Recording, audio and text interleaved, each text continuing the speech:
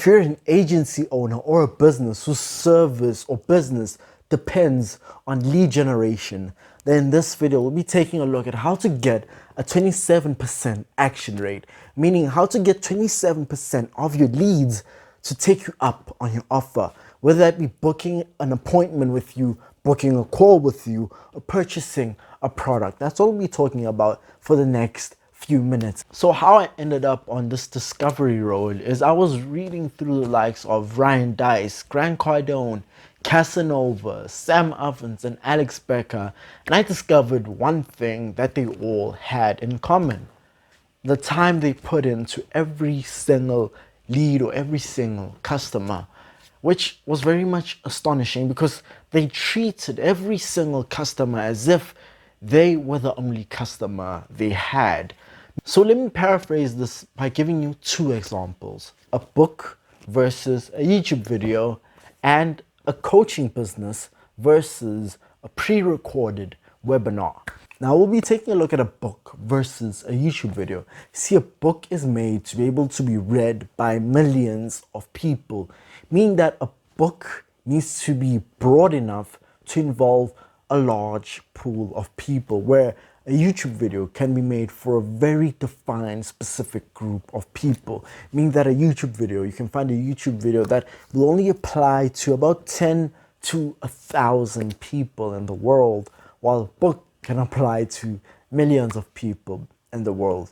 And the thing about that is that, so let's say for example, you have an issue and you're trying to figure out how to hire a virtual assistant and manage a virtual assistant in the Philippines. Then all you need to do is just type on YouTube how to hire and manage a virtual assistant, and one of my videos will pop up on how to hire and manage a virtual assistant, instead of just wasting your time reading a 300-page book and only getting 1 or 2 paragraphs out of that book on how to hire a virtual assistant. Because the difference between the two, as I said, one is really defined and gives you the answer within minutes, while the other needs you to take your energy and spend 15 to 36 hours on one book trying to figure out one answer.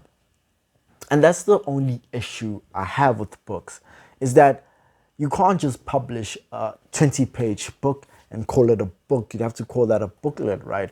Or some sort of case study or article.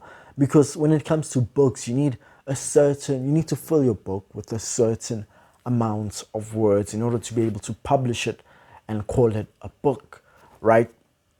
And the issue there is that some books you can actually figure out what the book is about and the big points of the book within 2 or 3 chapters, and just the rest of the 8 chapters are just the author repeating themselves constantly, saying the same thing and just repeating themselves over and over and over again. Now, the same thing can be said with a coaching business versus a pre-recorded webinar. See, a pre-recorded webinar isn't focusing on one client's problem. It isn't focusing on solving a specific person's problem, because everybody will have different problems, right? Maybe that person's problem is that their country doesn't have Stripe, right? So they have to figure out a different way of getting Stripe, or a Stripe alternative, right? Maybe another person's issue isn't that the sales script you give them is a sales script. The real issue is that the niche that person chose can't afford the pricing you give. I've seen tons of SMMA gurus out there tell people that, look, you should charge a minimum of $1,000 and you shouldn't charge anything less than $1,000. But then you see some people jumping into low ticket niche where closing 1 or 2 deals only gets their clients $800 or $500, and the clients can't justify spending $1,000 or $2,000 on marketing because they realize that the numbers just don't add up. While when you look into a coaching business, when you're in a coaching business, you're able to sit down with a student one-to-one, whether it be on Zoom or in person, and figure out the actual reason why your student is failing, or any sort of tips or advice you can give your student to help them propel their agency, their business, their life, their health, whatever it may be, to a new height, because you're personalizing that sort of advice for that specific person. And how to actually incorporate this, first of all, into your lead generation system is with personalization. And how to go ahead and do this is by creating an "it can only be me" moment, where your lead feels that you took the time, or your team members took the time to write that email to your lead personally, because of all the information you were able to put in there, right? So if they have 2 children, talk about, wow, I can't believe you're able to run your business and manage 2 children simultaneously. That is incredible, right? And then the lead will ask themselves, wow, how many other people could you possibly send that to, right? Because how many other people are managing their business and have 2 children and trying to find the time to figure all of that out simultaneously, right? Same thing could be said, for example, maybe the person won an award, right? Won an award recently. You can say something like, I saw that you won an award a few months back for being the best business in your niche, and I just wanted to take the time to personally congratulate you, and I have an offer to give you, right? And you just go ahead and finish your email script. It honestly doesn't have to be the whole entire email, be personalized.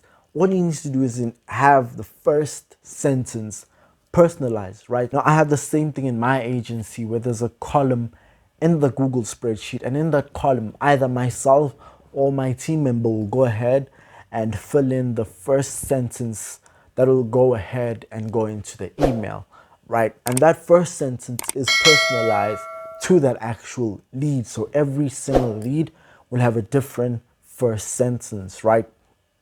And that's how I actually go ahead and create an "it can only be me" moment. Now, how do you actually go ahead and get this information, right? Which is incredibly easy. You can look through their Instagram or their LinkedIn or their Facebook, whatever it may be, and then read through their profile, read through their bio, and look through their posts and see what you can take to actually go ahead and talk about, right? So maybe on their bio, they say that they're an active hiker. Well, then you can incorporate hiking into your first sentence, right? Or maybe they say that they live in Sandton or Cape Town. Well, then you can incorporate that into your first sentence. Maybe they have 2 children. Maybe they took a picture of a red car.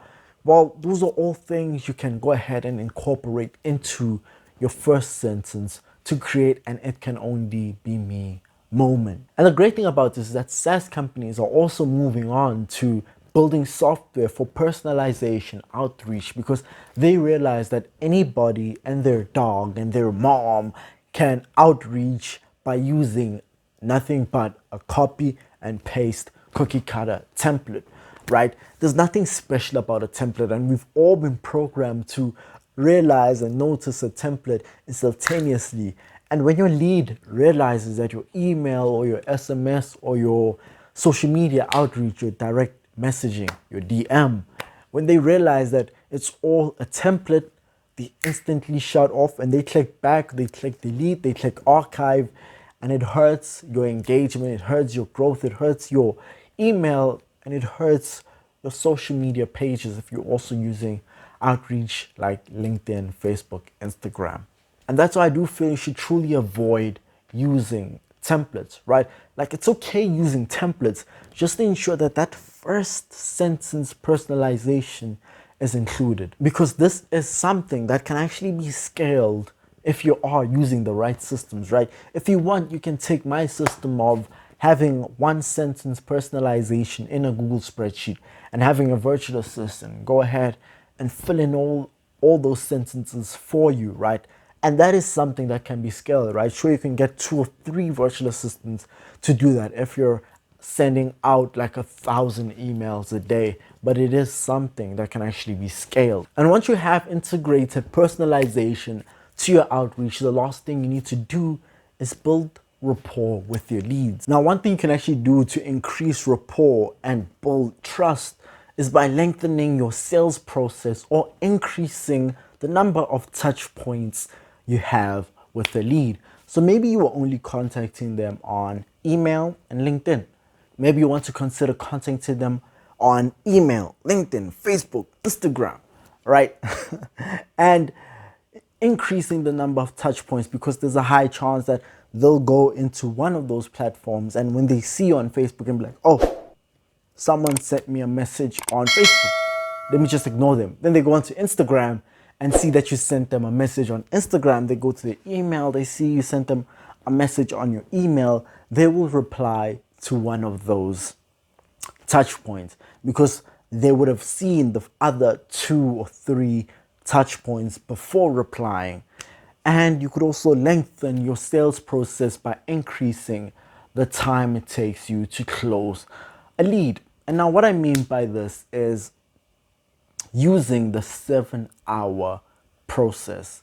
Now, what I mean by the 7-hour process, that it's been scientifically proven that it takes around 7 hours before a prospect can feel confident and trust and be willing to purchase something from you, whether that be a software, a product, or a service from you. And this all stems from a research that was discovered by a specific pickup artist whose name I honestly do not know. And what this pickup artist discovered is that it takes 7 hours and 3 locations to get a female to... Go look up the history. Shit, don't everybody believe in Google? Go Google that shit. See what I'm talking about. You know what I'm talking about, man. Now, however awkward that sentence might seem, it has been proven to work within multiple, if not all, spectrums, right? Within the dating game, 7 hours and 3 locations.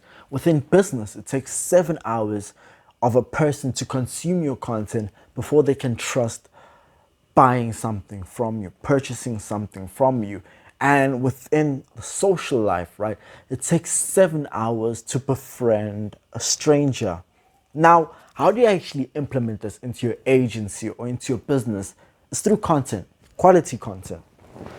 Now, what you can consider doing is creating content on YouTube, on LinkedIn, on Facebook, wherever you want to do it, but only choose one platform to create your content on. And once you have created content on one specific platform, you can start linking to your content on that platform in your emails. So when a lead goes through your emails, they can actually click a link, and that link will send them straight to your content for them to consume a 20-minute video on Instagram or YouTube, right? Same thing could be said for your retargeting ads, right? Maybe someone goes onto your scheduling page and they leave your scheduling page. Well, whether they booked a call or didn't book a call, you retarget them with ads that send them straight to your content again, for them to consume your videos, your posts, your information, for them to build rapport with you and actually trust you themselves.